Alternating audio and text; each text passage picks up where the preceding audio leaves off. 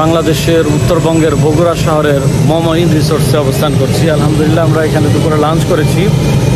রিসোর্টটি খুবই সুন্দর, পরিবেশ খুবই মনোরম পরিবেশ, দেখতে অনেকটা আমাদের তুরস্কের মতো বা বিদেশের মতোই লাগে।